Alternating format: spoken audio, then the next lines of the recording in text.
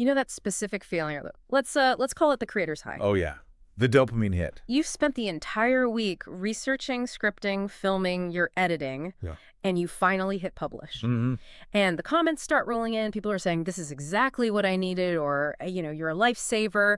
The engagement looks great. You feel like you're on top of the world. It feels like validation. It feels, for a moment, like success. Exactly. Yeah. But then you switch tabs. You look at your bank account or your client roster, your email list, and it's a ghost town.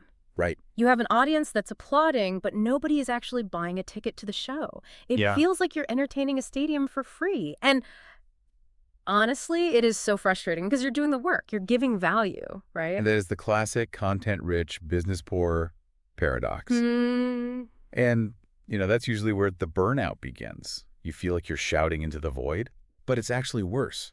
You're shouting into a crowd that's listening, but you haven't given them a way to pay you or to take the relationship further. That is the terrifying reality we are unpacking today. We're doing a deep dive into an analysis from the Creators Lab, specifically their breakdown of why high-performing content so often fails to convert into, actual business. Mm-hmm. And I want to be really clear right off the bat. The mission today isn't to tell you to buy a better camera or write catchier hooks. If you have an audience, your content is probably fine. No, and that is such a crucial distinction in this source material. We are not looking at a quality problem here. If you're getting views and comments, your quality is likely sufficient. So what is it then? We're looking for a structural, almost invisible wall that stops your content from turning into a business. The source makes a pretty aggressive claim to start. It says, and I'm quoting here, the reason your content isn't converting isn't because it's bad, it's because it lacks a next step. That framing is so vital. The Creators Lab is really pushing us to stop thinking about content creation, which is, an artistic endeavor, and start thinking about business architecture. Business architecture. Which is an engineering endeavor. I really like that because it just removes the ego from it. It's not, oh, people hate my personality. It's, my building is missing a front door. Precisely. Right. And you can't charm your way out of a missing door. You have to build it. Right. You can be the most charismatic person in the world standing on a balcony, but if there's no staircase, no one is coming up to buy what you're selling. So, okay, let's look at the blueprints then. The source describes a leak in the typical creator cycle. Can you walk us through what the standard, the well-intentioned creator is doing wrong? Well, think about the standard advice we all hear. Give value, educate, build trust. Right. So the creator makes a video that teaches you how to, let's say, organize your pantry. The viewer watches it, they learn, they get that little hit of satisfaction, and then the video just ends. And the creator thinks, job well done. I built trust. They like me now. Right. But the source argues that trust without direction is just wasted energy. The audience consumes the value, and then they leave. They leave informed, they might even like you, but they leave completely unconnected. I was thinking about this while I was reading the notes, and the analogy that came to mind is, it's like a dinner party. Yeah. You invite people over, you cook this incredible 3-course meal, the conversation is flowing, everyone's laughing, but then dinner ends, and you just sit there. Yeah. Staring at them silently. Oh, that's awkward. You don't say, hey, let's move to the living room for coffee, and you don't say, here's my number, let's do this again. You just stop. That is a perfect visualization. And in that awkward silence, what does the guest do? They leave. They leave. Not because they hated the food, but because the evening had no structural continuation. The bridge to the next experience was missing. And in the digital world, that leaving happens in a microsecond. They just swipe to the next video. But okay, here's where I want to challenge that a little bit. Because I see creators trying to build that bridge all the time. How so? They finish the video and say, follow for more. Or check the link in my bio. Or smash that subscribe button. Technically, isn't that a next step? Isn't that the bridge? Technically, yes. But strategically. The data from the source is just brutal on this. It classifies those as vague CTAs, calls to action. Big CTAs. And the analysis shows that when directions are vague, engagement doesn't just plateau, it actually drops. Really? I would thought follow for more is like the standard. It feels low pressure, it feels polite. Why does it hurt conversion? It all comes down to cognitive load. The source puts it so simply. People don't guess. They follow structure. Okay. When you say follow for more, you're actually asking the viewer to do mental work. More of what? When? Is it even worth it? Yeah. You're asking them to make a decision when their brain just wanted to be passive and entertained. So by trying to be casual, we're actually just being confusing. We're making them think too hard. Exactly. Conversion relies on clarity. The brain always prefers the path of least resistance. And link in bio. Oh, link in bio is sending them on a scavenger hunt. They have to click your profile, find the link, click that link, and then try to figure out what the heck they're even looking at. Every single click is a friction point where you lose people. Link in bio is basically the junk drawer of social media. It is. You open it up and it's like, here's my Amazon storefront, here's a petition from 3 years ago, my newsletter, my Spotify playlist. It is the dread of conversion. It's not a business strategy, it's an obstacle course. And the source is crystal clear on this. If you confuse them, you lose them. Okay, so if follow for more is too vague and link in bio is too much work, what does a real next step look like? The source outlines 3 specific criteria that define a functional bridge. Yes, and this is key. To count as a valid next step in this framework, the call to action has to be 1, specific, 2, immediate, and 3, outcome-driven. Let's break those down because specific feels a little subjective. How specific are we talking? Specific means there is zero ambiguity about the action. DM me is vague. DM you what? A joke, a question. It creates social anxiety. Right. But DM me the word scale is specific. It tells the user exactly what to type. It removes that friction of what do I even say. Okay, that makes sense. You're basically giving them a script. And immediate. Immediate means it solves a problem for them now. It's not join my newsletter so you can stay updated.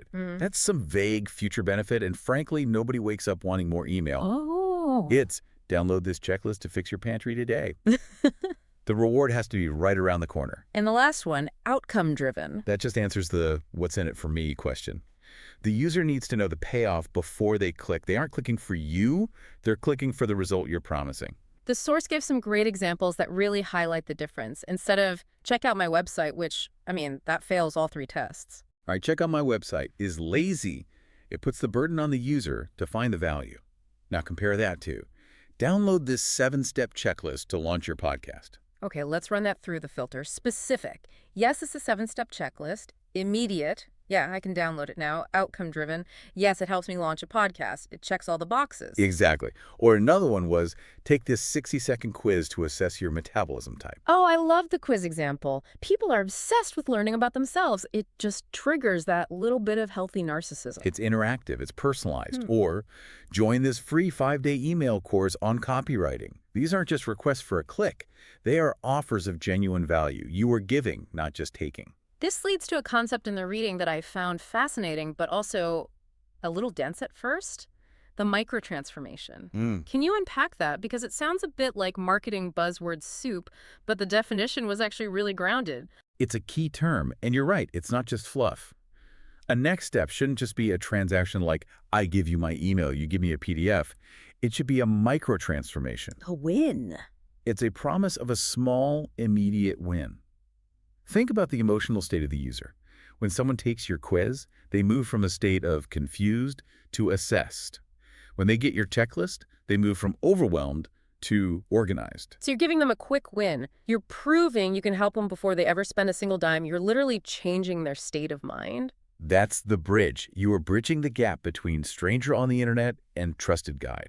Sure. If you can get them a real result for free, even a tiny one, they will trust you with their credit card later. You've proven your competence. Okay, I buy the logic completely. The data makes sense, specificity wins. But here is the elephant in the room. If this is so effective, why do like 90% of the creators I follow, even the big ones, still just say link in bio? Yeah. Why do we avoid building these specific bridges? It just seems like we're leaving money on the table. This is the crux of the whole thing, really. The source identifies this massive psychological barrier. It's not a technical problem, it's a mindset problem. It's the battle between performance and infrastructure. Performance versus infrastructure? Oh boy. I feel like this is going to call me out personally. It calls all of us out. Creating content is performance. It's public, it's creative, it's the fun part. You get immediate feedback, views, likes, comments. It strokes the ego. It feels like work because you're sweating.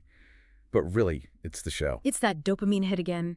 We are addicted to the applause. Right.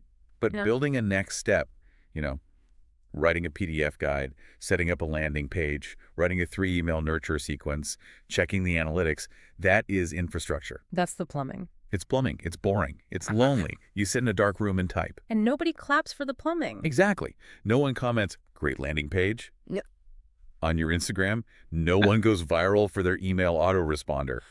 So creators subconsciously postpone the infrastructure because it feels heavy and unrewarding in the short term. Right. They tell themselves, oh, I'll build the email list later. Right now, I just need to focus on growing. If I just make better videos, the business will magically appear. Or if I hit 100,000 followers, surely the money just shows up. That is the trap. The source calls this the performance trap. You're putting on a Broadway caliber show in a theater that has no box office. You're working harder and harder on the performance, wondering why the revenue isn't matching the applause. You're waiting for a miracle instead of building a machine. Wow, that hits home.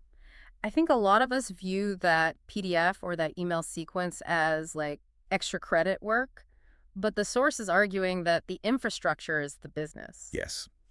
The content is just the fuel. The infrastructure is the engine. You can pour high-octane fuel on the ground all day long. That's your viral videos. But if there's no engine to combust it into forward motion, you aren't going anywhere. You're just making a fire hazard. So we need to shift our identity. We aren't just performers, we are architects. Let's look at the framework the source proposes to fix this. They outline a 4-step flow that every piece of content should ideally feed into. Right. This is the blueprint. If you want to stop busking for attention and start building a real business, this is the flow. Value, bridge, capture, and relationship. Okay, let's walk through those briefly just to make sure we have the definitions locked down. Value is the content itself. Yep, that's your video, your thread, your podcast episode. That's the performance. That's what attracts the attention. Then the bridge. The bridge is that specific call to action we just discussed. The offer of a micro-transformation. It's the invitation to step off the social platform and into your world. Then capture. This is the non-negotiable part. You have to get their information, usually an email address, maybe a phone number. If you don't capture their info, you don't own the audience. The algorithm does. And finally, relationship. That is the long game. The email sequence that delivers the value, nurtures them, and eventually offers a paid product. That happens off of social media, on your terms. The source had a pretty dire warning about missing steps in this flow. They said without the bridge, value just evaporates. But the one that really stuck with me was, without capture, your attention resets to 0 every single day. That is the terrifying reality of algorithmic media. You could have a viral video today, 1 million views. But if you didn't capture any of those people onto an owned list, tomorrow you start from scratch. You're back at 0. You have to earn their attention all over again with a new piece of content. That sounds absolutely exhausting. It's a hamster wheel. You can never have a bad day. It is. You are an employee of the algorithm. Capture allows you to get off that wheel. It allows you to contact your audience without asking an algorithm for permission. If Instagram shuts down tomorrow, do you still have a business? If you have a list, the answer is yes. Speaking of getting off the wheel, let's look at the math. Because I think sometimes creators feel like, well, I only have 1,000 followers. Is it really worth building a landing page for like 20 people? The source laid out a compound effects scenario that completely counters that thinking. This is where the business architecture mindset really pays off. Let's just run the numbers. Imagine if every single post you made had a clear, specific next step. Okay, every post. And imagine only 2% of your viewers actually took that step. Just 2%. If you get 500 views on a video, that's 10 people. That sounds incredibly low. It feels almost insignificant. 10 people. I want 10,000 views. In a single day, yes, 10 people feel small. But apply the compound effect. If you post consistently for 6 months, those little 2% conversions, they accumulate. You aren't just getting views that vanish into the ether. You're building a database. In 6 months, you could have 1,000, maybe 2,000 people on an email list. And those aren't just random people. No, and this is so crucial. These are the people who raised their hand. They said, I trust you enough to give you my personal email. That list of 2,000 people is infinitely more valuable than 20,000 random followers who just scroll past you. You could send one email to those 2,000 people and make sales instantly. You can't do that with followers. So the whole metric shifts from width, like how many people saw it, to depth. How many people did we keep? Exactly. You stop chasing views and you start building leverage. Leverage is having a list of people you can sell to, talk to, or launch a product to instantly. That leverage is the difference between a stressed out creator and a sustainable business owner. I think that word leverage is the antidote to the burnout we started this episode with. Burnout comes from running as fast as you can just to stay in the same place. It is. Burnout comes from high effort with low stability. Leverage provides that stability. It lets you take a week off and still have a business when you come back. So bringing this all back to the listener, we've talked about the leak, the psychology of vague CTAs, the fear of infrastructure. If someone is listening to this and just nodding their head, realizing, oh no, I'm the dinner party host staring at my guests in silence, what is the immediate move? Because this whole infrastructure thing can feel really overwhelming. The diagnosis is simple. The problem isn't your content. You don't need a better camera. You don't need to be funnier. You need to pause the performance and just build the infrastructure. So the call to action for our listener today is pretty meta. It is. The challenge from the source is this. Stop posting more content for a second. Take a week off from the algorithm if you have to, and go build one specific, immediate, outcome-driven asset. Just one. It doesn't have to be some masterclass. No, in fact, it shouldn't be. Don't overcomplicate it. No. Make a one-page checklist, record a 3-minute video audit, just build one bridge, put it up, and test it. Because that is the defining divide. On one side, you have creators who are tired, and on the other side, you have businesses that are sustainable. And you get to choose which side you're on. Right. But you have to build your way there. You can't just perform your way there. I love that. It's empowering because it puts the solution back in your control. You don't have to wait for the algorithm to pick you. You just have to pick up the tools and build the door. It turns luck into engineering. This has been such a clarifying deep dive. I feel like I need to go audit all my own stuff now. I'm pretty sure I have a few of those link in bio lazies floating around on my old posts. We all do. It's always a good idea to check the plumbing. Before we sign off, here's something for you to chew on. We talked about performance versus infrastructure. If you look at your calendar for the last month, where did your time go? If 100% of your time went into the performance, the videos, the posts, the noise, are you actually building a business? Or are you just busking on a street corner for attention that you can never actually keep? That's the question. Thanks for diving in with us. Go build that bridge. We'll see you next time.